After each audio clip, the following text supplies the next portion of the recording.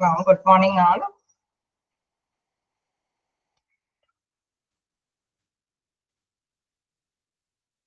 Well, good morning. Okay, good morning. Sharina. Morning, madam. അപ്പോൾ miss കുറച്ച് ദിവസത്തേക്ക് absent ആയിരിക്കും. അപ്പോൾ മിസ്സിന്റെ ഇതിലേക്ക് ഞാൻ കയറിയിരിക്കുന്നു. അപ്പൊ നിങ്ങൾക്ക് ഇപ്പൊ മിസ് എടുക്കുന്നത് നഴ്സിംഗ് അഡ്മിനിസ്ട്രേഷൻ അല്ലേ? പറയുന്നത് എനിക്ക് കേൾക്കുന്നില്ല, അതോ പറയുന്നുണ്ട് എന്തൊക്കെയോ? എല്ലാവരോടും പറഞ്ഞിട്ടാണോന്ന് അറിയില്ല. 1 by 1 ആയിട്ടൊന്ന് പറയാമോ എന്തെങ്കിലും? എന്റെ പേര് സോളി എന്നാണ്, SOLY. ഓക്കെ. അപ്പോ ഇപ്പൊ മിസ് എടുക്കുന്നത് നഴ്സിംഗ് അഡ്മിനിസ്ട്രേഷൻ ആണ് അല്ലേ? നിങ്ങൾക്ക് എവിടം വരെ എടുത്തു എന്നൊന്ന് പറയാമോ?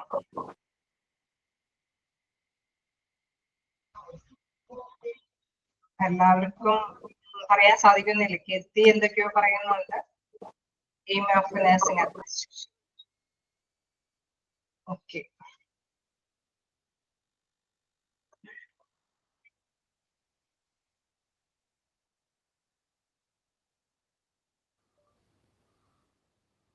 ഓക്കെ. അപ്പൊ എയിം തുടങ്ങിയാണ്, എയിം ഓഫ് നഴ്സിംഗ് അത് തുടങ്ങിയാണ് എടുക്കേണ്ടത്. ഓൾമോസ്റ്റ് എല്ലാവർക്കും ക്ലിയർ ആണോ? അത് ഷെറീന മാം കുറച്ച് ദിവസത്തേക്ക് എന്തായാലും പെട്ടെന്ന് ഇത്തിരി കുറച്ച് ദിവസത്തേക്ക് ലീവ് ഉണ്ട്, അതുകൊണ്ടാണ്.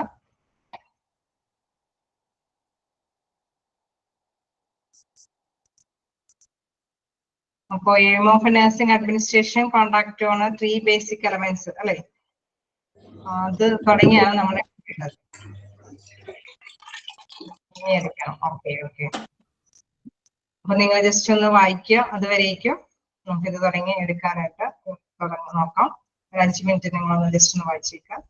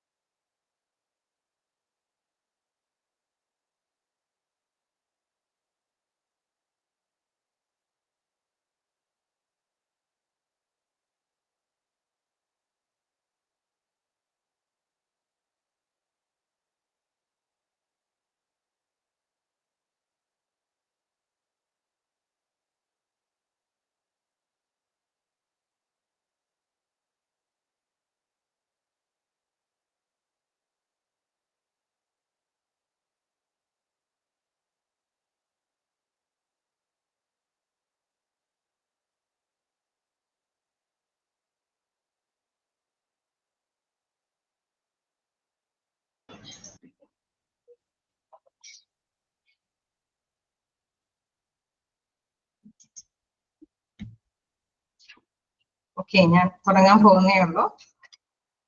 അപ്പൊ നമ്മൾ നഴ്സിംഗ് അഡ്മിനിസ്ട്രേഷൻ ആണ് നമുക്കുള്ള ചാപ്റ്റർ. നമുക്കറിയാം നഴ്സിംഗ് ഒരുപാട് നഴ്സുമാരുണ്ട് അല്ലെ, ഒരുപാട് എഡ്യൂക്കേഷൻ ക്വാളിഫിക്കേഷൻ ആയിട്ട് വ്യത്യസ്ത പ്ലേസുകളിൽ നിന്നാണ് നമ്മളെ നഴ്സുമാർ ഒരു ഹോസ്പിറ്റലിലേക്ക് ചാർജ് ചെയ്ത് വരിക.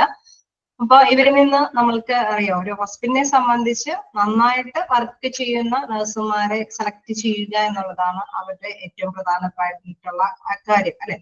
ഏതൊരു നല്ല ഡ്യൂട്ടി നന്നായിട്ട് കൈകാര്യം ചെയ്യുന്ന വ്യക്തികളാണ് എങ്കിൽ അവര് പ്രധാനമായിട്ടും എന്താണ്, അവര് നല്ലൊരു സർവീസ് കാഴ്ചവെക്കും.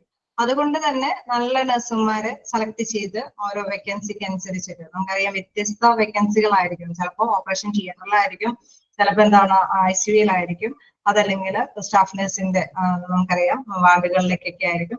ഏത് തരത്തിലാണെങ്കിലും നഴ്സിനെ അത് നല്ല മാക്സിമം എഫേർട്ടുള്ള വ്യക്തികളെയാണ് നിയമിക്കുന്നതെങ്കിൽ നല്ല റിസൾട്ട് അവർ കാഴ്ചവെക്കും. പ്രധാനമായിട്ടും നഴ്സിംഗ് അഡ്മിനിസ്ട്രേഷനിൽ ഇത്തരത്തിലുള്ള വ്യക്തികളെ തെരഞ്ഞെടുത്ത് നിയമിക്കുക, അവർക്ക് ട്രെയിനിങ് കൊടുക്കുക, അവരെ വളർത്തിക്കൊണ്ട് വരിക എന്നുള്ള പ്രധാനപ്പെട്ട മാറ്റേഴ്സ് ആണ് ഇതിൽ വരുന്നത്. അപ്പൊ നഴ്സുമാരുടെ ഓരോ ഡ്യൂട്ടീസും നമ്മുടെ അതിന്റെ താഴേക്ക് നമുക്ക് കുറേ കൂടി പഠിക്കാനുണ്ട്. ഓരോ നഴ്സുമാരും വാർഡ് തലത്തിലും അല്ലെങ്കിൽ സൂപ്പർവൈസറി സൂപ്രണ്ടന്റും ഒക്കെ ആയിട്ടുള്ള വിവിധ തരത്തിലുള്ള പോസ്റ്റുകളുള്ള നഴ്സുമാരെ കുറിച്ചിട്ടും നമ്മൾ ഇതിൽ പഠിക്കുന്നുണ്ട്. അപ്പൊ ഇതില് പ്രധാനമായിട്ടും നിങ്ങൾക്ക് ഫസ്റ്റ് ക്ലാസ്സിൽ കിട്ടിക്കാണുമായിരിക്കും. അപ്പൊ അതിന്റെ കണ്ടിന്യൂ ആയിട്ട് തന്നെയാണ് ഞാൻ നോക്കുന്നത്. ഷെറീന മിസ് നന്നായിട്ട് തന്നെ ക്ലാസ് എടുത്തിട്ടുണ്ട് അല്ലെ. അപ്പൊ നമുക്ക് മിസ്സിന്റെ ശേഷമുള്ള ഇനിയുള്ള കണ്ടിന്യൂ ഉള്ള ഭാഗം നോക്കാം. Aim of nursing administration contract on 3 basic elements. അതായത് ആ ഒരു ബേസിക് നഴ്സിംഗ് അഡ്മിനിസ്ട്രേഷനിൽ പ്രധാനമായിട്ടുള്ള ലക്ഷ്യം എന്ന് പറയുന്നത് 3 എലമെന്റ്സ് ആണ്. അതിൽ ഉൾക്കൊള്ളിച്ചിട്ടാണ് ആ ലക്ഷ്യം നേടിയെടുക്കാനായിട്ട് ശ്രമിക്കുന്നത്. അപ്പൊ അതില് ഫസ്റ്റ് വൺ പറയുന്നത് high quality of nursing care service. ഞാൻ പറഞ്ഞ മാതിരി നല്ല ക്വാളിറ്റി ഉള്ള നഴ്സുകളെ ഉണ്ടാക്കുക, വളർത്തിക്കൊണ്ടുവരിക എന്നതാണ് അവരുടെ ലക്ഷ്യം അല്ലെ. നല്ല ക്വാളിറ്റി ഉള്ള നഴ്സാണെങ്കിൽ അവരുടെ സേവനം എന്താ പറയുക ഹോസ്പിറ്റലിനെ സംബന്ധിച്ച് വളരെ ബെനിഫിറ്റ് ആണ് അല്ലെ, നല്ലൊരു ഗുണം ചെയ്യുന്ന കാര്യമാണ്. അതാണ് ഫസ്റ്റ് പോയിന്റ് ആയിട്ട് പറയുന്നത്. ആ ഒരു എലമെന്റ് കൺസിഡർ ചെയ്തിട്ടാണ് നഴ്സിംഗ് കാര്യങ്ങളെല്ലാം അല്ലെ, നമ്മൾ തെരഞ്ഞെടുപ്പും കാര്യങ്ങളൊക്കെ നടത്തിക്കൊണ്ടു പോകുന്നത്. The next എന്ന് പറയുന്നത് a structured but flexible stimulating environment with job satisfaction as well as the chance to develop their knowledge and skill. അപ്പൊ നമ്മള് ഒരു നഴ്സിംഗ് അഡ്മിനിസ്ട്രേഷൻ എന്ന് പറയുമ്പോൾ അതിന്റെ ആ ഘടന എന്ന് പറയുന്നത് എപ്പോഴും ചേഞ്ചബിൾ ആയിരിക്കണം അല്ലെ. എപ്പോഴും നമുക്ക് ഓരോന്നിനെ അനുസരിച്ചിട്ട് ഓരോ ഇതുകള് നമുക്ക് ചിലപ്പോൾ കൂടുതലായിട്ട് എൻകറേജ് ചെയ്ത് കൊടുക്കേണ്ട കാര്യങ്ങളൊക്കെ ഉണ്ടാവും. അതിനനുസരിച്ചിട്ട് പൊരുത്തപ്പെട്ട രീതിയിൽ അത് ചേഞ്ച് ചെയ്യാനായിട്ട് പറ്റുന്നതായിരിക്കും. With job satisfaction and well as chance to develop their knowledge and skill. അവർക്ക് ജോലി ചെയ്യാനായിട്ട് സംതൃപ്തി ഇല്ലാതെ, നമുക്കറിയാം ചിലപ്പോഴൊക്കെ നഴ്സിംഗ് ഒക്കെ പഠിച്ചു വന്നിട്ട് അവർക്ക് ജോലിയോട് ഒരു അഭിനിവേശം ഇല്ല എങ്കിൽ അവർക്ക് നല്ല ഒരു സേവനം കാഴ്ചവെക്കാനായിട്ട് സാധിക്കില്ല. അപ്പൊ ഇതും ഒരു പ്രധാനപ്പെട്ട ഒരു എലമെന്റ് ആണ്. എന്താണ് ആ ഒരു സ്കില്ല് നോളജ് അത് ഒന്നിച്ച് നിന്ന് അല്ലെ, അത് അഭിരുചിയോട് കൂടിയിട്ട് ചെയ്യാനായിട്ടുള്ള ഒരു രീതിയും കൂടി ഇതിലും ഉണ്ടായിരിക്കണം. Structure but flexible stimulating environment with job satisfaction as well as a chance to develop their knowledge and skill. അത് സംതൃപ്തിയോടുകൂടി ചെയ്യാനും അതോടൊപ്പം തന്നെ അവരുടെ ജോലിയിൽ അത് വളർത്തിക്കൊണ്ടുവരാൻ അല്ലെ, ആ സ്കില്ല് അല്ലെങ്കിൽ ആ അറിവ് അത് വികസിപ്പിച്ചുകൊണ്ട് വരുവാനായിട്ടുള്ള ഒരു പരിഗണനയും കൂടി ഇതിനുണ്ടായിരിക്കണം. നെക്സ്റ്റ് എന്ന് പറയുന്നത് a management process causing an efficient and effective pattern of nursing care service in the most flexible manner. അപ്പൊ നമ്മൾ മാനേജ്മെന്റ് കൊണ്ടുവരുന്ന കുറെ നിയമങ്ങളുണ്ട്. ആ നിയമങ്ങളെല്ലാം എല്ലാവർക്കും ചിലപ്പോൾ ഫോളോ ചെയ്യാൻ അല്ലെ, അടിച്ചമർത്തുന്ന ഒരു നിയമങ്ങളൊന്നും ആയിരിക്കില്ല. എല്ലാവർക്കും പറ്റുന്ന ഇണങ്ങുന്ന തരത്തിലുള്ള നിയമങ്ങളായിരിക്കണം കൊണ്ടുവരേണ്ടത്. Management process causing and efficient and effective pattern അല്ലെ, നമ്മൾ കാര്യക്ഷമമായിട്ട് പ്രവർത്തിക്കാൻ പറ്റുന്ന രീതിയിലുള്ള നിയമങ്ങളായിരിക്കണം കൊണ്ടുവരണം. Service in the most flexible manner എന്ന് പറയുന്നത് അടിച്ചമർത്തുന്ന അല്ലെ മിതമായിട്ടുള്ള വ്യയമായിരിക്കണം കൊണ്ടുവരേണ്ടത്. Flexible manor. ഓക്കെ, ഇങ്ങനെ 3 എലമെന്റ്സ് ആണ്. നിങ്ങൾക്ക് എന്തെങ്കിലും ഡൗട്ടുകൾ ഉണ്ടെങ്കിൽ ചോദിക്കാം. ജസ്റ്റ് ഒന്ന് വായിച്ചു നോക്കാം.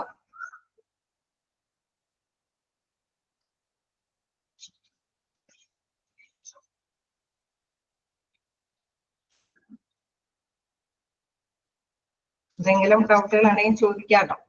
ക്ലിയർ ആയോ എന്താന്നുള്ളത്? Third point. ഓക്കെ, അപ്പൊ ഇതിൽ പറയുന്നത് എ മാനേജ്മെന്റ് പ്രോസസ് കോസിംഗ് ആണ് efficient and effective pattern of nursing care അവരുടെ പ്രവർത്തനം എന്ന് പറയുന്നത്, മാനേജ്മെന്റിന്റെ പ്രവർത്തനം എന്ന് പറയുന്നത് നമ്മൾ അറിയാം, കാര്യക്ഷമമായിട്ട് നല്ലൊരു നഴ്സിംഗിനെ ഉണ്ടാക്കണം, അല്ലെ, സേവനം കാഴ്ചവെക്കണം എന്നുള്ള പ്രവർത്തനമായിരിക്കണം. Service in the most friendly manner, അത് എപ്പോഴും ആ സേവനം ഒരു മിതമായ വ്യയത്തോട് കൂടിയിട്ടുള്ള ഒരു പെരുമാറ്റം ആയിരിക്കണം എന്നുള്ളതാണ്. അതായത് നടപ്പാക്കേണ്ട നിയമങ്ങളെല്ലാം അടിച്ചേൽപ്പിക്കുന്ന നിയമങ്ങളൊന്നും ആവാൻ പാടില്ല. ഓക്കെ, ചെലവ് കുറഞ്ഞ നിയമങ്ങൾ അർത്ഥമാവാം, ഏത് രീതിയിലും ആവാം, എന്തായാലും ആ ഒരു രീതിയിൽ കാഴ്ചപ്പാടിൽ എടുക്കാം. Service in the most effective, അവരുടെ സേവനങ്ങൾ എപ്പോഴും ചെലവ് കുറഞ്ഞ, ഇപ്പൊ നമുക്ക് കിട്ടുന്ന സേവനങ്ങൾ എന്ന് പറയുന്നത് ഭയങ്കര ഭയങ്കര ബുദ്ധിമുട്ടുള്ള സേവനങ്ങളാണ് അവരിൽ നിന്ന് കിട്ടണമെങ്കിൽ എന്താണ്, നമുക്കത് ഇഷ്ടപ്പെടില്ല, ഹോസ്പിറ്റലിലേക്ക് പിന്നെയും പോകാനായിട്ട് സാധിക്കില്ല. അപ്പൊ അത്തരത്തിലുള്ള രീതിയിലായിരിക്കണം ആ ഹോസ്പിറ്റലിന്റെ ഇതുകളെല്ലാം, സർവീസ് എന്ന് പറയുന്നത്.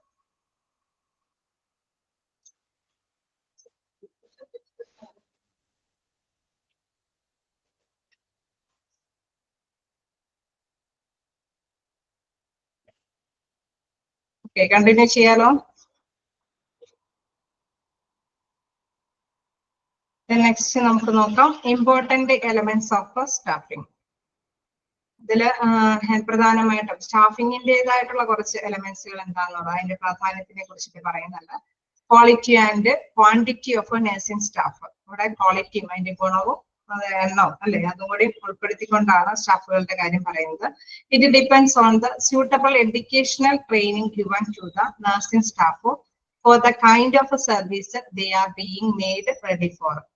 അതായത് നമുക്കറിയാം ചില ഒരു എത്ര നമ്മൾ ഹോസ്പിറ്റലൊക്കെ ആവുമ്പോൾ നമുക്കറിയാം ഒരു വ്യത്യസ്ത പ്ലേസുകളിലേക്കായിരിക്കും നഴ്സിംഗിന്റെ ആവശ്യകത വരുന്നത്. അപ്പൊ അത് ഏത് പ്ലേസിനാണ് ഇത്ര നഴ്സുകളുടെ ആവശ്യകത വന്നിരിക്കുന്നത്, അവിടെ വേക്കൻസി വന്നിരിക്കുന്നത്, അവിടേക്കാണ് നഴ്സുകളുടെ അവിടെ അപ്പോയിന്റ്മെന്റ് കൊടുക്കേണ്ടത്. അപ്പൊ അവിടെ എത്രത്തോളം ട്രെയിനിങ്ങും കൂടി കിട്ടിയിട്ടുള്ള പേഴ്സൺസിനെ ആയിരിക്കണം അവിടെ കൊടുക്കേണ്ടത്. ചില കാര്യങ്ങൾക്ക് നമുക്കറിയാം ചില ട്രെയിനിങ്ങുകളും കൂടി എക്സ്പീരിയൻസും കൂടി ആവശ്യമാണ് മസ്റ്റായിട്ട്. ഓപ്പറേഷൻ തിയേറ്ററിലൊന്നും ജസ്റ്റ് ഒന്നും ഫസ്റ്റ്ലി ഓടിപ്പോയി ഓപ്പറേഷൻ തിയേറ്റർ മേജർ ഓപ്പറേഷൻ ചെയ്യാനായിട്ട് സാധിക്കും. അപ്പൊ അവിടേക്ക് എന്താണ് ഇച്ചിരി കൂടി എക്സ്പീരിയൻസ്ഡ് ആയിട്ടുള്ള പേഴ്സൺസിന് ആവശ്യമുണ്ട്. അവരുടെ ക്വാളിറ്റിയും ക്വാണ്ടിറ്റിയും നമുക്കറിയാം, എത്രത്തോളം എണ്ണം സ്റ്റാഫുകൾ ഓരോന്നിനും വേണം നമ്മുടെ പേഷ്യൻസിന്റെ നിലപാടനുസരിച്ചായിരിക്കും നമുക്ക് എണ്ണം കൂട്ടേണ്ടത് ചിലപ്പോ പേഷ്യൻസ് സെൽഫായിട്ട് കാര്യങ്ങളൊക്കെ ചെയ്യാൻ ഏബിൾ ആയിട്ടുള്ള പേഷ്യൻസ് ആണെങ്കിൽ അവിടെ അത്രയും നഴ്സുകളുടെ ആവശ്യകത ഉണ്ടാവില്ല.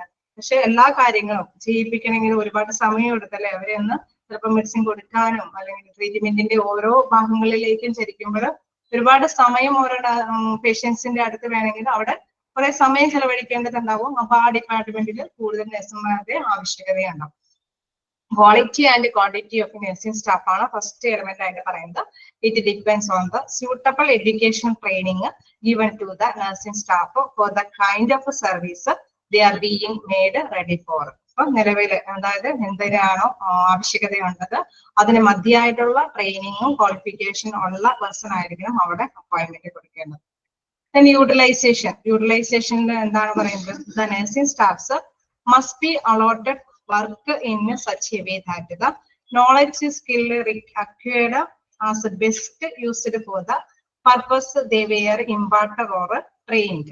ഇപ്പൊ നമ്മൾ മസ്റ്റ് ആയിട്ട് അവർക്ക് ഒരു ട്രെയിനിങ് കൊടുക്കണം. നമ്മൾ ഇപ്പൊ ഫ്രഷേഴ്സിനൊക്കെയാണ് കൊണ്ടുവരുന്നതെങ്കിൽ അവർക്ക് ഒരു ഹോസ്പിറ്റലിൽ ചെന്നിട്ട് അവരുടെ ഡ്യൂട്ടി ചെയ്യാനായിട്ട് അവർക്ക് പറ്റണമെന്നില്ല. അപ്പൊ അവർക്ക് എന്താണ് അതിനനുസരിച്ചിട്ടുള്ള ഒരു ട്രെയിനിങ് എപ്പോഴും എന്തായാലും കൊടുത്തിരിക്കും.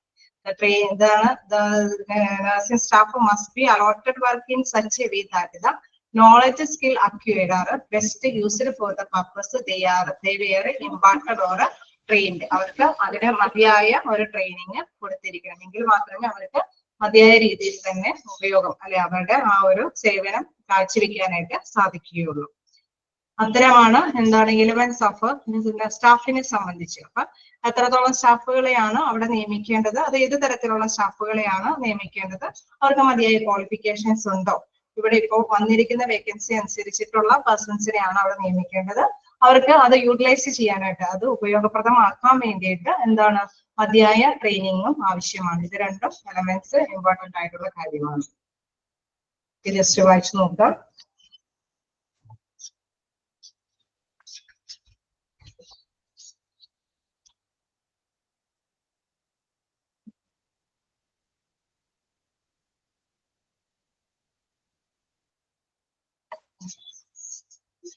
ഫോളോ ചെയ്യാൻ പറ്റുന്നുണ്ടോ നിങ്ങൾക്ക്?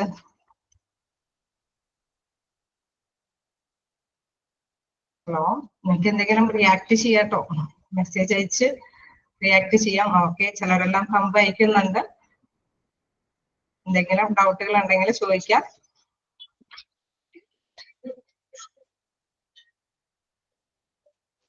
ഓക്കെ, അപ്പൊ നമുക്ക് ജസ്റ്റ് ഒന്ന് വായിച്ചു നോക്കാം.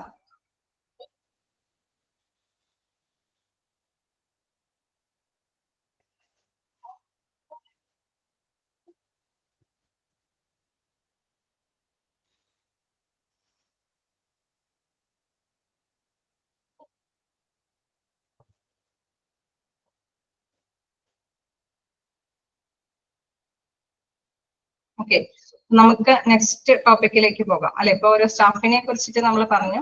ഇനി സിസ്റ്റം ഓഫ് സ്റ്റാഫിങ്. അപ്പൊ ഞാൻ നേരത്തെ പറഞ്ഞൊരു കാര്യമുണ്ട്, എന്താണ് ഒരു സ്റ്റാഫിന്റെ വേക്കൻസി, അത് എത്രത്തോളം ആ ഒരു സിസ്റ്റം അവിടെ ഏത് തരത്തിലുള്ള പേഷ്യൻസ് ആണോ അതിന് അനുസരിച്ചിട്ടാണ് നമുക്ക് അപ്പോയിന്റ്മെന്റ്സ് കൊടുക്കേണ്ടത്. എന്താണ് പറയുന്നത് നോക്കാം. Recognise the nursing care hours needed to care for a patient for a day or for a shift. നമുക്കറിയാം ഒരു ഡെയിലി ഇത്രത്തോളം പേഴ്സൺസ് നഴ്സിംഗ് ആയിട്ട് അവിടെ വർക്ക് ചെയ്യേണ്ടതുണ്ടാവും അല്ലെ. ഇത്ര പേഷ്യൻസ് ഉണ്ടെങ്കിൽ അത്രയും അവരെ കൈകാര്യം ചെയ്യാൻ പറ്റുന്നത്രയും നഴ്സിംഗ് സ്റ്റാഫുകൾ അവിടെ ഉണ്ടായിരിക്കണം. റെക്കഗ്നൈസ് ദ നഴ്സിംഗ് കെയർ, അത് നിരീക്ഷിക്കേണ്ടതുണ്ട് എത്രത്തോളം നഴ്സുമാര് ആ ഒരു ദിവസം അവിടെ വർക്ക് ചെയ്യാനായിട്ട് വേണ്ടിയിട്ടുണ്ട് എന്നുള്ളത്. Staffing relays on a capacity of a hospital, standards provided, number of beds and different treatment services. അതായത് നമുക്കറിയാം വ്യത്യസ്ത സേവനങ്ങളാണ് ഒരു ഹോസ്പിറ്റലിൽ ഉള്ളത് അല്ലെ. ഓരോ പേഷ്യൻസ് ഒരു പക്ഷേ നമുക്കറിയാം ലേബർ റൂമിലുള്ള സർവീസുകൾ ഉണ്ടാവും, കാഷ്വാലിറ്റിയിലുള്ള സർവീസുകൾ ഉണ്ടാവും, ദെൻ വാർഡിലുള്ള സർവീസുകൾ ഉണ്ടാവും. അങ്ങനെ വ്യത്യസ്ത തരത്തിലുള്ള കാര്യങ്ങളെല്ലാം കൂടിയ ഒരു നഴ്സിംഗ് ഒരു ഹോസ്പിറ്റലായിരിക്കും. അപ്പൊ അവിടെ എന്താണ് ആ ഹോസ്പിറ്റലിന്റെ ഫെസിലിറ്റി അനുസരിച്ച് സ്റ്റാഫുകളുടെ എണ്ണവും ആവശ്യമാണ് അല്ലെ. അവിടെ ഒരുപാട് എത്രത്തോളം ബെഡുകൾ നമുക്കിടത്ത് ചികിത്സിക്കുന്ന പേഷ്യൻസ് ഉണ്ടോ അതിനനുസരിച്ചിട്ടുള്ള സ്റ്റാഫുകൾ അവിടെ പ്രൊവൈഡ് ചെയ്യേണ്ടതുണ്ട്. അപ്പൊ staffing relays on capacity of hospital, ആ ഹോസ്പിറ്റലിന്റെ കപ്പാസിറ്റി, സ്റ്റാൻഡേർഡ്സ് പ്രൊവൈഡ് എന്തൊക്കെ ഫെസിലിറ്റീസ് ഒക്കെ പ്രൊവൈഡ് ചെയ്യുന്നുണ്ടോ, number of beds and different treatment services, ഏതൊക്കെ തരത്തിലുള്ള സേവനങ്ങളാണ് അവർ പ്രൊവൈഡ് ചെയ്യുന്നത് അതനുസരിച്ചിട്ടുള്ള സ്റ്റാഫുകൾ അവിടെ ആവശ്യമായിട്ട് ഉണ്ടാവും. Then in anticipating nursing workload, a manager must calculate not only the total number of patients to be cared for, but also the proportion in each category. ബ്രാക്കറ്റിൽ കൊടുക്കുന്നുണ്ട് self care, minimum care, full care, intensive care. Because care needs differ from category two another. അതായത് നമുക്കറിയാം ഒരു hospital ആകുമ്പോൾ അതിന്റെ സേവനങ്ങൾ വ്യത്യസ്തമാണ് അല്ലെ. അത് മാത്രമല്ല പേഷ്യൻസും വ്യത്യസ്തമാണ്. നമ്മൾ നേരത്തെ പറഞ്ഞ മാതിരി കിടന്ന് ചികിത്സിക്കുന്ന ഒരു പേഷ്യന്റ് ആണെങ്കിൽ അവർക്ക് ഒരുപാട് സമയം ചെലവഴിക്കേണ്ടതായിട്ട് വരും. നമുക്കറിയാം എന്താണ് നാച്ചുറലി അവര് ചില കാര്യങ്ങളെല്ലാം നമുക്ക് എന്താ പറയാ ഒരുപാട് സമയം എടുത്തിട്ടാണ് കൈകാര്യം ചെയ്യേണ്ടതായിട്ട് വരും. അതേമാതിരി തന്നെ ചിലപ്പോൾ ഒരു കിടന്ന പേഷ്യൻസ് ആയിരിക്കണമെന്നില്ല. ചില പേഷ്യൻസ് അല്ലെ നമ്മള് മനോരോഗികൾ എന്നൊക്കെ പറയുന്ന ഒരു കാര്യങ്ങളൊക്കെ ഉണ്ടെങ്കിൽ അവർക്ക് ചിലപ്പോ സ്ട്രോക്ക് ഒക്കെ വന്നുകൊണ്ട് ചിലപ്പോൾ അൽഷീമേഴ്സ് ബാധിക്കുന്ന പേഴ്സൺസ് ഒക്കെ ആണെങ്കിൽ അവർക്ക് എന്താണ് പറഞ്ഞു കൊടുക്കുന്ന കാര്യങ്ങൾ പെട്ടെന്ന് ഗ്രഹിക്കാൻ പറ്റില്ല.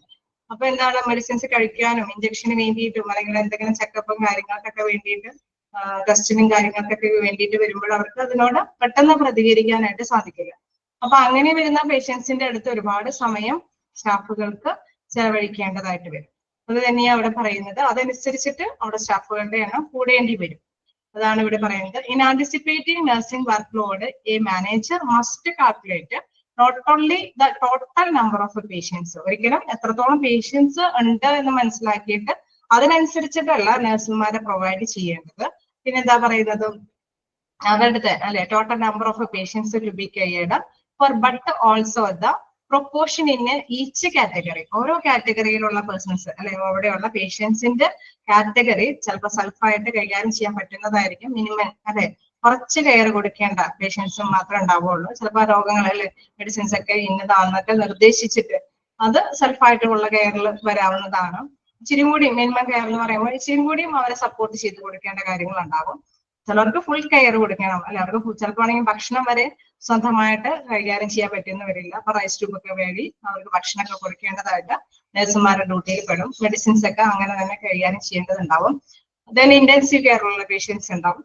അപ്പൊ അത്തരത്തിലുള്ള പേഷ്യൻസിന്റെ ആ ഒരു പ്രൊപ്പോർഷൻ അതും കൂടി നോക്കിയിട്ട് വേണം നഴ്സുമാരെ അലോട്ട് ചെയ്യാനായിട്ട്. Because care need different from category two another. ഓരോ കാറ്റഗറിയിൽ നിന്നും വ്യത്യസ്തമാണ് പേഷ്യൻസ്, അവരുടെ അനുസരിച്ചുള്ള വർക്കും വ്യത്യസ്തമാണ് എന്നുള്ളതാണ്. Okay, system of staffing just ഒന്ന് വായിച്ചു നോക്കാം.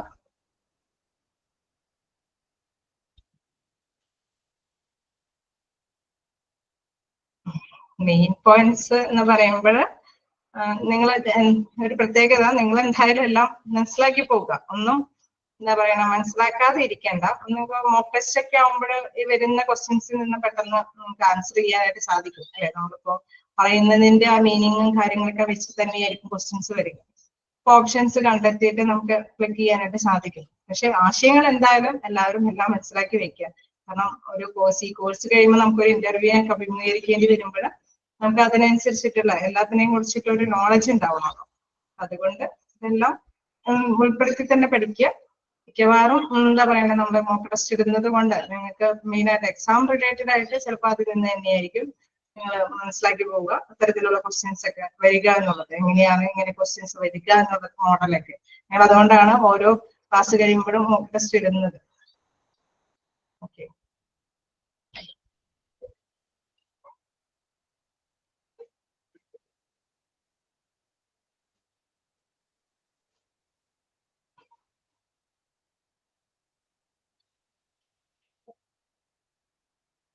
എന്തെങ്കിലും ഡൗട്ടുകൾ ഉണ്ടെങ്കിൽ ചോദിക്കാട്ടോ.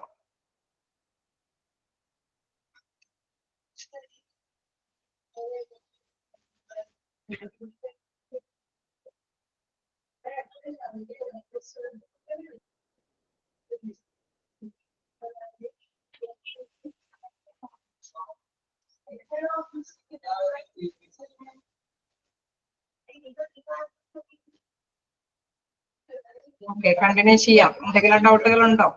ക്ലിയർ ആണോ? ക്ലിയർ ആണോ? നമ്പർ ഇടുന്നുണ്ട്. അപ്പൊ നമുക്ക് നെക്സ്റ്റ് കണ്ടിന്യൂ ചെയ്യാം. Type of patient care include. ഇതിപ്പോ നമ്മൾ നേരത്തെ പറഞ്ഞ പോയിന്റിന്റെ റിപ്പീറ്റേഷൻ ആണ്. ഓക്കെ, ക്ലിയർ ആണെന്ന് പറയുന്നത്. ഓക്കെ, നമുക്കപ്പൊ കണ്ടിന്യൂ ചെയ്യാം. എന്താണ് ഡയറക്റ്റ് കെയർ, ഇൻഡയറക്റ്റ് കെയർ? നമ്മളിപ്പോ പറഞ്ഞപ്പോ തന്നെ മനസ്സിലായി എന്താണ് ഡയറക്റ്റ് കെയർ എന്ന് ഉദ്ദേശിക്കുന്നത് എന്നത്. Is a care given by nursing staff while working in the presence patient and related to the patient physical and physiological requirements. അതായത് അവരുടെ അല്ലെ ഭൗതികപരമായിട്ടുള്ള കാര്യങ്ങളെല്ലാം, മാനസികമായിട്ടുള്ള ഒരു ഇതുകളെല്ലാം എന്തെങ്കിലും ആവശ്യമായിട്ടുണ്ടെങ്കിൽ, ഫിസിക്കൽ എന്ന് പറയുമ്പോൾ ശാരീരികമായിട്ട്, അല്ലെങ്കിൽ ഫിസിയോളജിക്കൽ റിക്വയർമെന്റ്സ് എന്ന് പറയുമ്പോൾ മാനസികമായിട്ട് എന്തെങ്കിലും നമ്മൾ പറഞ്ഞല്ലേ മെഡിസിൻസ് കൊടുക്കുമ്പോൾ അത് കഴിക്കാനുള്ള ഒരു കഴിവ് അദ്ദേഹത്തിന് ഉണ്ടായെങ്കിൽ അദ്ദേഹത്തിനെ കൊണ്ട് വലിയ പ്രശ്നം ഉണ്ടാവില്ല. ഇപ്പൊ ഇഞ്ചക്ഷൻ വിടുമ്പോൾ ഓക്കെ നമ്മളോട് പ്രതികരിക്കുന്നത് അനുസരിച്ചിട്ട് പ്രസന്റിൽ അല്ലെ പോസിറ്റീവായിട്ട് പ്രതികരിക്കുന്ന വ്യക്തികളാണെങ്കിൽ അവർക്ക് വലിയ ബുദ്ധിമുട്ടുകളൊന്നും ഉണ്ടാവില്ല. അവർ സെൽഫായിട്ട് കൈകാര്യം ചെയ്യാനായിട്ട് അല്ലെ വലിയ ബുദ്ധിമുട്ടുകൾ ഉണ്ടാവില്ല. ഇപ്പൊ ഡയറക്റ്റ് കെയർ കൺസിസ്റ്റ് ഓഫ്, അതിലെന്താണ് പ്രധാനമായിട്ടും പറയുന്നത്, feeding, treatment, mobility and medication and the more depend the patient is on the nurse to conduct related activity, the more hours of nursing care is required for the patient. അപ്പൊ ഇങ്ങനെയുള്ള കാര്യങ്ങൾക്ക് physically അവരെന്തെങ്കിലും പ്രശ്നങ്ങൾ ഉണ്ടായെങ്കിൽ അവർക്ക് എന്താണ് കുറച്ചും കൂടി care കൊടുക്കേണ്ടതായിട്ട് വരില്ല. അവരെ കൊണ്ട് നമ്മൾ എന്തെങ്കിലും ബ്ലഡ് ടെസ്റ്റ് ചെയ്തെടുക്കാൻ വേണ്ടിയിട്ടൊക്കെ വരുമ്പോൾ അവർ ചിലപ്പോൾ അതിനോട് പ്രതികരിക്കില്ല, അല്ലെ അനുകൂലമായിട്ടുള്ള നിലപാട് തരില്ല. അപ്പൊ അവർ ഇച്ചിരി കൂടി പറഞ്ഞ് മനസ്സിലാക്കിയൊക്കെ അല്ലെങ്കിൽ എന്തെങ്കിലും ആരെങ്കിലും റിലേറ്റീവ്സിന്റെ ഒക്കെ സപ്പോർട്ടോട് കൂടിയിട്ടൊക്കെ ആയിരിക്കണം ഇത് ടെസ്റ്റിനൊക്കെ ബ്ലഡൊക്കെ എടുക്കാണ്ടി വരുന്നത്. അതേമാതിരി തന്നെ മെഡിസിൻസ് ഒന്നും അവർ കഴിക്കണമെന്നില്ല. അപ്പൊ അങ്ങനെയുള്ളവർക്ക് വേറെ രീതികളൊക്കെ അപ്ലൈ ചെയ്ത് ഇഞ്ചക്ഷൻ ഒക്കെ കൊടുക്കേണ്ടതൊക്കെ ആയിട്ട് വരും. അപ്പൊ ഇത്തരത്തില് അവർക്ക് സ്വമേധയെ കൈകാര്യം ചെയ്യാൻ പറ്റാത്ത വരുമ്പോഴും ഭക്ഷണം കഴിക്കലൊക്കെ ഫീഡിംഗ് ഒക്കെ കൊടുക്കണമെങ്കിൽ ചിലപ്പോൾ റൈസ് ട്യൂബിന്റെ സഹായത്തോട് കൂടിയിട്ടൊക്കെ വരികയാണെങ്കിൽ അവർക്കൊക്കെ ഒരുപാട് സമയം എടുക്കേണ്ടി വരും. ചിലപ്പോൾ സെൽഫായിട്ട് എണീക്കാനൊന്നും പറ്റാത്തവർക്ക് സപ്പോർട്ട് ചെയ്ത് എണിപ്പിച്ചിരുത്തിയിട്ട് ഫിസിയോതെറാപ്പി ഒക്കെ ചെയ്തിട്ടൊക്കെ കൊടുക്കണമെങ്കിൽ അവർക്ക് ഒരുപാട് സമയങ്ങൾ എല്ലാത്തിനും സപ്പോർട്ടീവായിട്ട് വേണ്ടി വരും, അല്ലെ? അത് തന്നെയാണ് ഇവിടെ പറയുന്നത്. ഡയറക്റ്റ് കെയറിൽ ഉൾക്കൊള്ളുന്നത് ഫീഡിങ്, ട്രീറ്റ്മെന്റ്, ചികിത്സ, അതേമാതിരി തന്നെ മൊബിലിറ്റി, അതായത് നേരായിട്ടുള്ള വഴി അല്ലെ ചലനശേഷികളൊന്നും ഇല്ലാത്ത ഒരു അവസ്ഥയാണ് എങ്കിൽ അവർക്ക് എന്താണ് ചലിക്കാനായിട്ട് അല്ലെ അങ്ങോട്ട് ശരി ഇങ്ങോട്ട് ശരി എന്നൊക്കെ പറയുമ്പോൾ അവർക്ക് അങ്ങനെ പ്രതികരിച്ച് സ്വമേധിയെ ചലിക്കാൻ പറ്റിയില്ലെങ്കിൽ സപ്പോർട്ടീവായിട്ട് അവരെ ചലിപ്പിക്കേണ്ടതായിട്ട് വരും അല്ലെ. അപ്പൊ അതിനെല്ലാം ഇച്ചിരി കൂടി സ്റ്റാഫുകളുടെ സമയം അവിടെ എടുക്കേണ്ടതായിട്ട് വരും. അതിന്റെ മെഡിക്കേഷൻ അവിടെ പറഞ്ഞ് മനസ്സിലാക്കി കൊടുത്തിട്ട് വേണം ചിലപ്പോൾ എന്തെങ്കിലും കാര്യങ്ങളൊക്കെ സാധിക്കാനായിട്ട്. ചിലപ്പോൾ ഒരുപാട് സമയം എടുത്തിട്ട് മാത്രമേ അവര് നഴ്സുമാരോടൊപ്പം നിന്ന് ആ കാര്യങ്ങൾ സാധിച്ചെടുക്കാനായിട്ട് സമ്മതിക്കുകയുള്ളൂ. And the more dependent the patient is on the nurse to conduct related activity, the more hours of nursing care is required for the patient. അങ്ങനെ വരുമ്പോൾ പേഷ്യൻസിന്റെ ഒപ്പം തന്നെ നിൽക്കാൻ ഒരുപാട് സമയം ചെലവഴിക്കേണ്ടതായിട്ട് വരും. Then indirect care. അപ്പൊ ഇതിന്റെ നേരെ ഓപ്പോസിറ്റ് അല്ലെ. ഇൻഡയറക്റ്റ് കെയർ എന്ന് പറയുമ്പോൾ വലിയ പ്രശ്നങ്ങളൊന്നുമില്ല, അവർക്ക് അവരുടെ കാര്യങ്ങൾ പറയുന്നതനുസരിച്ചിട്ട് തന്നെ കാര്യങ്ങൾ ചെയ്യാനായിട്ട് റിയാക്ഷൻ അവർ പ്രതികരിക്കും എന്നുള്ളതാണ്. Are those venture undertaken on the patient behalf but removed from his presence. അവരുടെ പ്രസൻസ് ഇല്ലെങ്കിൽ കൂടി അവര് മെഡിസിൻ ഒക്കെ കഴിക്കും, വലിയ പ്രശ്നങ്ങളൊന്നുമില്ല, സമയത്ത് അവരുടെ കാര്യങ്ങളൊക്കെ അവർ ചെയ്യുന്നു. Then indirect care consists of assembling supplies and equipment, seeking advice with other healthcare team members, writing and reading patient records, reporting, constructing discharge plans, etc. അതായത് ഇങ്ങനെയുള്ള പേഷ്യൻസ് അല്ലെ അപ്പോയിന്റ്മെന്റ്സ് ഒക്കെ ഉണ്ടെങ്കിൽ അവർക്ക് വലിയ പ്രശ്നങ്ങളൊന്നുമില്ല, അവർക്ക് എന്തെങ്കിലും ഇങ്ങനെ നേരത്തെ ഭക്ഷണത്തിന് മുമ്പ് കഴിക്കണം, അല്ലെങ്കിൽ ഇത്ര 1 മണിക്കൂറിന് ശേഷം ഇങ്ങനെ ലാബിൽ പോയി ടെസ്റ്റ് ചെയ്യണം, അങ്ങനെ എന്തെങ്കിലുമൊക്കെ അഡ്വൈസ് മെസ്സേജുകളെല്ലാം അല്ലെ സന്ദേശ കാര്യങ്ങളെല്ലാം കൈമാറിയാൽ മതി. കമ്മ്യൂണിക്കേഷനോട് കൂടിയിട്ട് അവർക്ക് ആശയവിനിമയത്തോട് കൂടിയിട്ട് നമുക്ക് കൈമാറിയാൽ മാത്രം മതി. അതോടൊപ്പം തന്നെ എന്തെങ്കിലും ഡോക്യുമെന്റ്സ് അല്ലെ നമുക്ക് എന്തെങ്കിലും എഴുതി തയ്യാറാക്കേണ്ടതുണ്ടെങ്കിൽ അതൊക്കെ അവരിൽ നിന്ന് എഴുതി മേടിക്കേണ്ടതുണ്ടെങ്കിൽ അത് എഴുതി മേടിക്കുക, എന്തെങ്കിലും ഫില്ലപ്പ് ചെയ്യേണ്ടതുണ്ടെങ്കിൽ അതൊക്കെ ചെയ്തു കൊടുക്കുക, അതുമായി ബന്ധപ്പെട്ട എന്തെങ്കിലും സംശയങ്ങൾ ഉണ്ടെങ്കിൽ അതുമായി ബന്ധപ്പെട്ട കാര്യങ്ങളൊക്കെ പറഞ്ഞു കൊടുക്കുക. ഇൻ കേസ് ഡിസ്ചാർജ് പ്ലാൻ തയ്യാറാക്കുമ്പോൾ ബില്ലുകളെല്ലാം എന്തെങ്കിലും ആഡ് ചെയ്യണോ, അങ്ങനെ എന്തെങ്കിലും കാര്യങ്ങളൊക്കെ ഉണ്ടെങ്കിൽ അത് അവർക്ക് പറഞ്ഞ് മനസ്സിലാക്കി കൊടുക്കുക, അല്ലെങ്കിൽ എന്തെങ്കിലും ഉപദേശിക്കേണ്ടതുണ്ടെങ്കിൽ ഉപദേശിച്ച് മനസ്സിലാക്കി കൊടുക്കുക, അല്ലെങ്കിൽ എന്തെങ്കിലും കാര്യങ്ങളെ കുറിച്ച് വ്യക്തതയില്ലെങ്കിൽ അത് എന്താണ് വ്യക്തമാക്കി കൊടുക്കുക എന്നുള്ള മാറ്റേഴ്സ് മാത്രമേ ഇൻഡയറക്റ്റ് കെയറിലുള്ള നഴ്സുമാരുടെ ഡ്യൂട്ടി എന്നായിട്ട് വരുന്നുള്ളൂ. ഓക്കെ, ക്ലിയർ ആയോ? എന്താണ് ഡയറക്റ്റ് കെയർ, ഇൻഡയറക്റ്റ് കെയർ? ഇതാണ് ടൈപ്സ് ഓഫ് പേഷ്യന്റ് കെയറിൽ പറയുന്നത്. ഓക്കെ,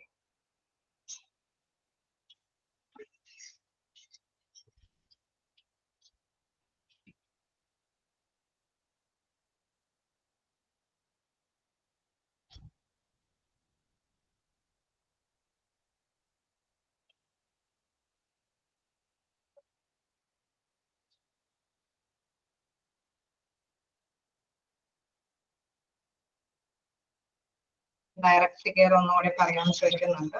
പറയാം. ഡയറക്റ്റ് കെയർ എന്ന് പറയുമ്പോൾ നമുക്ക് ഒന്ന് മനസ്സിലേക്ക് കൊണ്ടുവരാം. പേഷ്യന്റ് ആയിരിക്കുന്നു, അപ്പൊ ഒരു നമ്മൾ ഏതെങ്കിലും വാർഡിലേക്കൊക്കെ പോകുമ്പോൾ കുറച്ച് കിടപ്പ് രോഗികളൊക്കെ ഉണ്ടാവും അല്ലെ, ചിലപ്പോ മനോവിഷമത്തോ അവർക്ക് ചിലപ്പോ മനസ്സ് പറയുന്നിടത്ത് നിൽക്കാത്ത നല്ല കിടപ്പ് രോഗികളാവണമെന്നും എന്ന് മാത്രമല്ല, ചിലപ്പോ എന്താണ് മാനസികമായിട്ട് ഒരു കാര്യത്തിൽ സംസാരിക്കുമ്പോൾ അത് അവർ പറയുന്നത് മനസ്സിലാക്കി അതിനോട് പ്രതികരിക്കാൻ പറ്റാത്ത പേഷ്യൻസ് ഒക്കെ ഉണ്ടാവും. അങ്ങനെ വ്യത്യസ്ത തരത്തിലുള്ള പേഷ്യൻസുകളെ നമ്മൾ കാണുമ്പോൾ അവർക്ക് എന്താണ് ഇച്ചിരി കൂടി കെയർ കൊടുക്കേണ്ടതായിട്ട് വരും. നഴ്സുമാർക്ക് അവരുടെ ഡ്യൂട്ടി ചെയ്യാൻ ഇത്തിരി സമയം എടുക്കേണ്ടതായിട്ട് വരും. Is care given by nursing staff while working in the presence of patient and related to the patient physical and physiological requirements. അപ്പൊ ഫിസിക്കൽ ആൻഡ് സൈക്കോളജിക്കൽ റിക്വയർമെന്റ്സ്.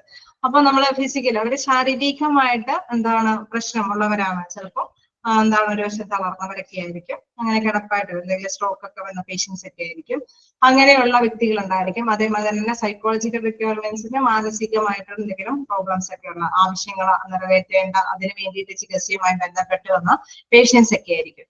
അപ്പൊ ഇങ്ങനെയുള്ള വ്യക്തികളെ കൈകാര്യം ചെയ്യുമ്പോൾ നമുക്ക് നോക്കാം എന്താ പറയുന്നത്. ഡയറക്റ്റ് കെയർ കൺസിസ്റ്റ് ഓഫ് അങ്ങനെയുള്ള വ്യക്തികൾക്ക് എന്തൊക്കെ കാര്യങ്ങൾ ചെയ്യേണ്ടതായിട്ട് വരും. Feeding, treatment, mobility and medication. അതായത് അവർക്ക് ഭക്ഷണമൊക്കെ കിടപ്പ് രോഗികളാവുമ്പോൾ നമുക്ക് റൈസ് ട്യൂബിലൂടെയൊക്കെ കൊടുക്കേണ്ടത് വരും, അല്ലെങ്കിൽ വാരി കൊടുക്കേണ്ടതൊക്കെ ആയിട്ട് വരും.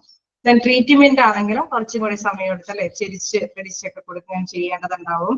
അതല്ലെങ്കിൽ എന്താണ് അവര് മെഡിസിൻ കൊടുക്കണമെങ്കിൽ അതനുസരിച്ചിട്ടുള്ള കാര്യങ്ങളൊക്കെ ചെയ്യേണ്ടതൊക്കെ ഉണ്ടാവും. അപ്പൊ ചികിത്സാപരമായിട്ടും അവരെ കുറച്ചുകൂടി കെയർ ചെയ്യേണ്ടതുണ്ടാവും. ഭക്ഷണം കൊടുക്കുന്നതുമായി ബന്ധപ്പെട്ട് കൈകാര്യം ചെയ്യേണ്ടതുണ്ടാവും. ദെൻ മൊബിലിറ്റി എന്ന് പറയുമ്പോൾ നമുക്കറിയാം അവർക്ക് ചലനശേഷിയില്ല. അപ്പൊ ചലനശേഷി ഇല്ലെങ്കിൽ നമുക്ക് ഒരു എന്താ പറയുക ഒന്ന് ചെരിഞ്ഞു കിടക്കാനോ ഒന്ന് നിവർന്ന് നിന്ന് ഫിസിയോതെറാപ്പി ഒക്കെ ചെയ്യുമ്പോൾ നഴ്സുമാർക്ക് അവരുടെ കാര്യങ്ങളൊന്നും ചെയ്യാനായിട്ട് സാധിക്കില്ല. അപ്പൊ അവർ ആരെങ്കിലും സപ്പോർട്ടീവ് ആയിട്ടൊക്കെ ഹെൽപ്പ് ചെയ്തിട്ടൊക്കെ ആയിരിക്കും അവരെ എണീപ്പിക്കേണ്ടതൊക്കെ വരുന്നത്.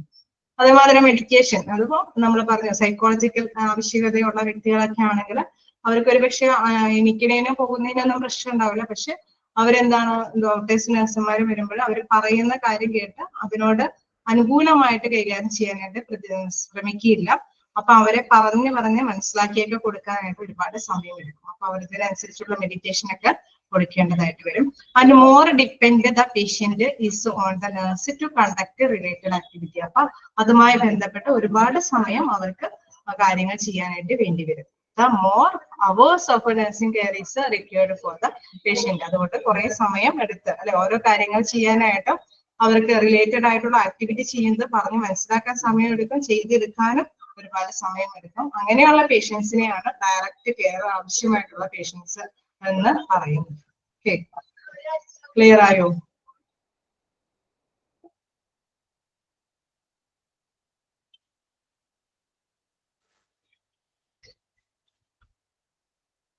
ഓക്കെ, ഇനി നമുക്ക് നെക്സ്റ്റ് ഭാഗം നോക്കാം.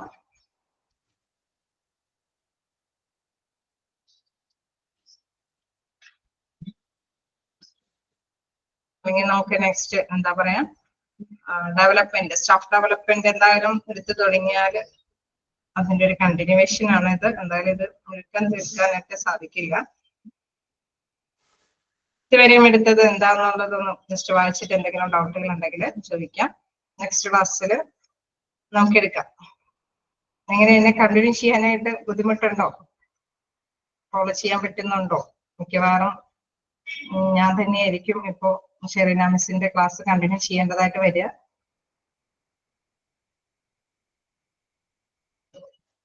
ഷെറീന മിസ്സിന്റെ ഇത് എത്രാമത്തെ ചാപ്റ്റർ ആണ്?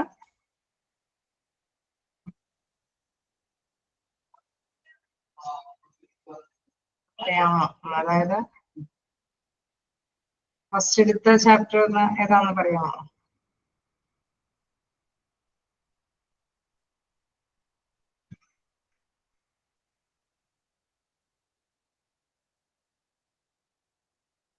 ഓർക്കുന്നില്ല. ഷെറീന മിസ് ഇതിന് മുമ്പ് എടുത്ത ചാപ്റ്റർ PDF ഏതായിരുന്നു?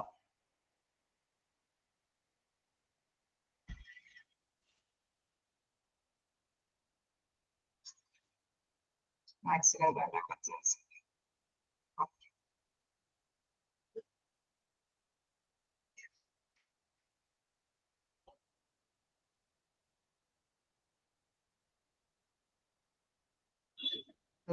സിസ്റ്റം എടുത്തിട്ടുണ്ട്. Okay,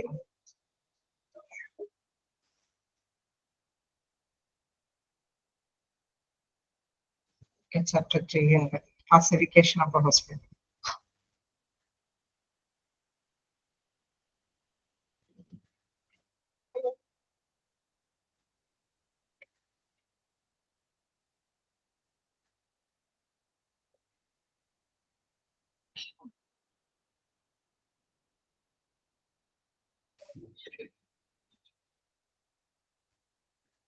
okay, accident and emergency health care system classification of hospital അല്ലേ? മൂന്നല്ലേ എടുത്തിരിക്കുന്നത്?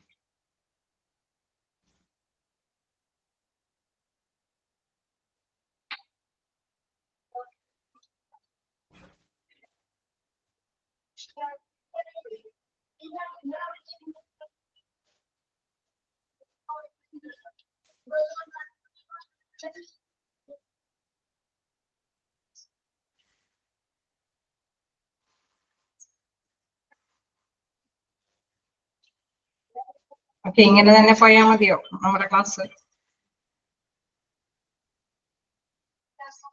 മതി.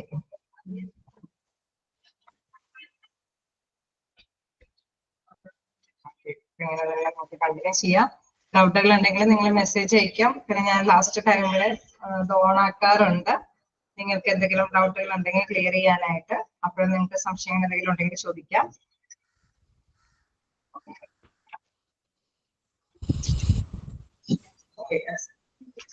ചോദിച്ചോളൂ.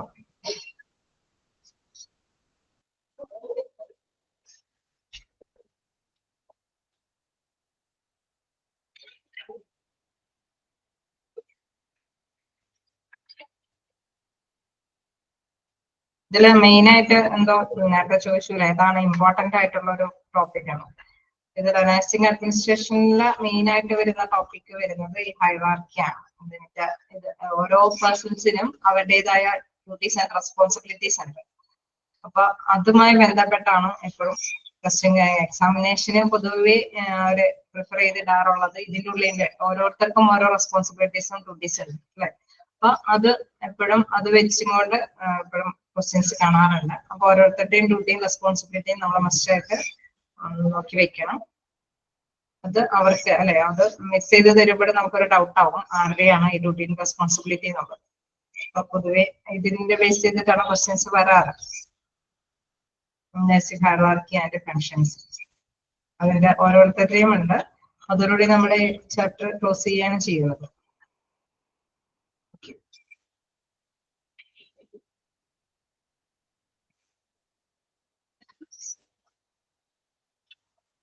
നമുക്ക് ഇനി നെക്സ്റ്റ് ക്ലാസ്സിൽ എടുക്കാനുള്ളത് ഡെവലപ്മെന്റ് ആണ്.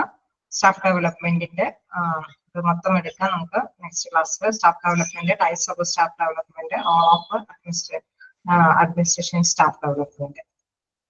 അല്ലെങ്കിൽ നമുക്ക് നഴ്സിംഗ് ഹൈറാർക്കി സ്റ്റാർട്ട് ചെയ്തിരിക്കാം. ഓക്കെ,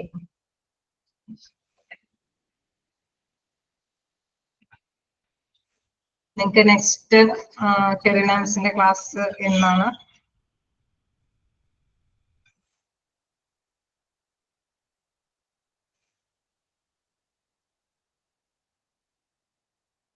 നിങ്ങൾക്ക് നെക്സ്റ്റ് ഷെറിനാമിസിന്റെ ക്ലാസ് വെനസ്ഡേയും ഫ്രൈഡേ. ഫ്രൈഡേ ഏത് അവറാണ്? ഈ അവർ തന്നെയാണോ? ഓക്കെ ഓക്കെ, ക്ലിയർ ആയി. ഫ്രൈഡേ അതെ,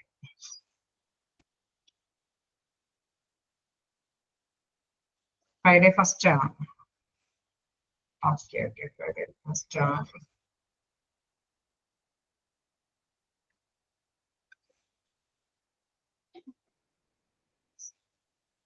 അപ്പം ഷെറിനാമിസിന്റെ ഫസ്റ്റ് അവർ ആരായിരുന്നു? ഇന്ന് ഫസ്റ്റ് അവർ രമ്യ മിസ് ആയിരുന്നു. ഓക്കെ, ഫ്രൈഡേയും രമ്യ മിസ് തന്നെയാണോ?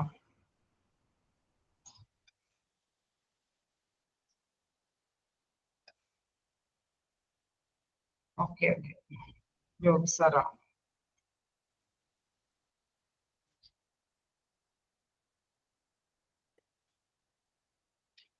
നിങ്ങൾ ആരും ഒന്നും സംസാരിക്കില്ലേ? ഞാൻ ഓപ്പൺ ആക്കി വെച്ചിട്ടുണ്ട്. മൈക്കിലൂടെ റെസ്പോണ്ട് ചെയ്യില്ലേ? അതോ എല്ലാവരും കൂടി ഡിസ്റ്റർബ്ഡ് ആയിട്ടുള്ള വോയിസ് ആയിരിക്കും, അതുകൊണ്ടാണോ?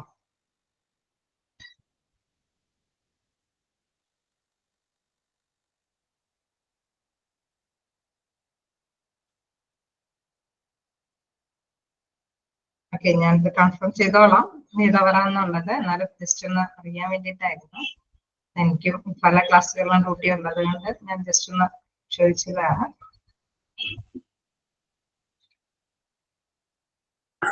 മാം അധികം ഇന്ററാക്ഷൻ ഇല്ല ടീച്ചേഴ്സുമായിട്ട്.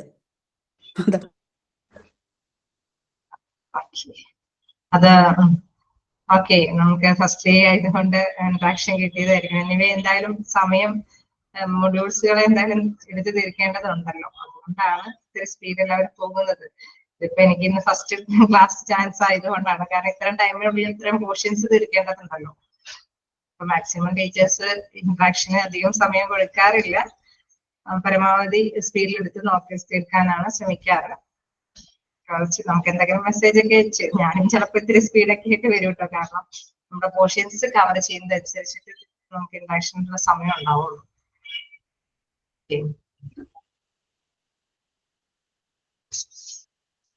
എന്നാലും നിങ്ങൾക്ക് ഇങ്ങനെ ഞാൻ ഇടയ്ക്ക് എന്തായാലും ക്ലാസ് ടൈമിൽ സംസാരിക്കാനുള്ള ഒരു സമയം തരുമല്ലോ, എന്തെങ്കിലും ഇൻട്രാക്ഷൻ നോക്കാം.